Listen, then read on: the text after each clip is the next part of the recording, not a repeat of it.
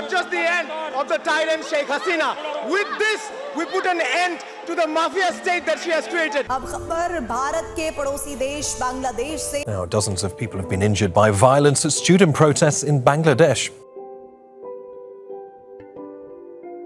इस वीडियो को शुरू करने से पहले अगर आप लोगों ने हमारे इस वीडियो का फर्स्ट पार्ट नहीं देखा तो जल्दी से जल्दी जाइए और इस वीडियो को देखिए, नहीं तो इस वीडियो में आपको कुछ भी समझ में नहीं आएगा। हमने पिछले वीडियो में डिस्कस किया था कोटा सिस्टम के बारे में, तो चलिए जान लेते हैं इस कोटा सिस्टम के क्राइटेरिया के बारे में। इस कोटा सिस्टम में 30% रिजर्वेशन फ्रीडम फाइटर के चिल्ड्रन और ग्रैंड चिल्ड्रन के लिए, 10% reservation for women and 10% reservation for district quota, 5% reservation है एथनिक माइनॉरिटीज के लिए and 1% reservation applicable for physical disabilities. इन टोटल 56% रिजर्वेशन में 30% रिजर्वेशन है ये फ्रीडम फाइटर्स का कोटा। अभी स्टूडेंट का मांग है ये कोटा सिस्टम को रिफॉर्मेशन किया जाए, एथनिक माइनॉरिटीज और फिजिकल डिसेबिलिटीज को छोड़ के बाकी सारा कोटा सिस्टम को हटा दिया जाए। बांग्लादेश आजादी मिलने से ठीक एक साल बाद 1972 में Bangladesh ministry of cabinet service ने ये कोटा सिस्टम लागू किया था,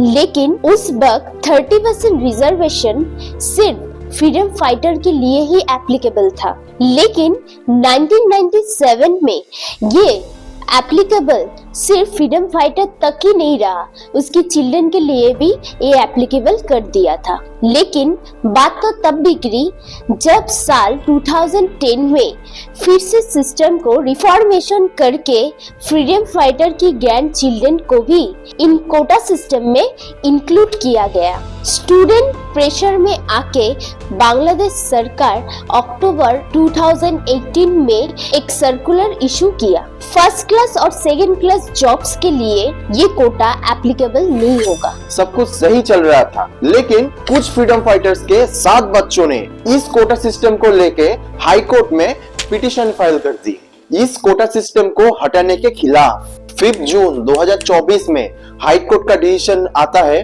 और ये कोटा सिस्टम फिर से लागू हो जाता है।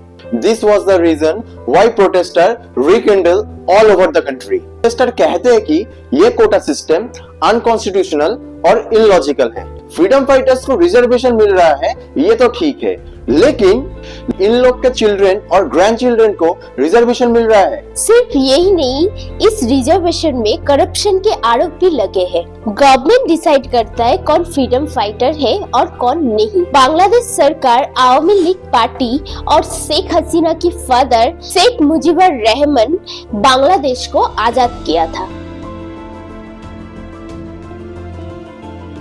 इस टॉपिक के ऊपर हम लोगों ने डिटेल्स में पार्ट 1 में डिस्कस किया है।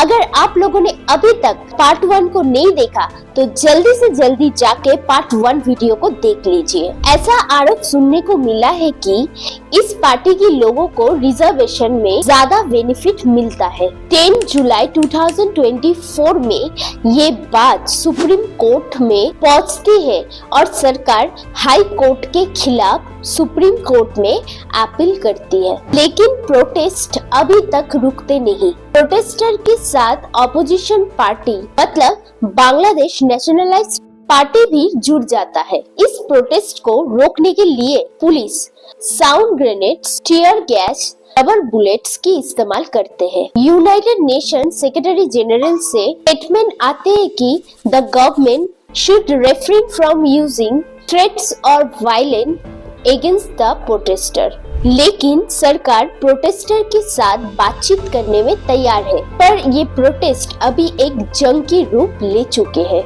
लेकिन बांग्लादेश के ये प्रोटेस्ट इंडिया के लिए क्यों डेंजरस है, जानने के लिए हमारे चैनल को सब्सक्राइब कीजिए, नोटिफिकेशन को ऑन रखें।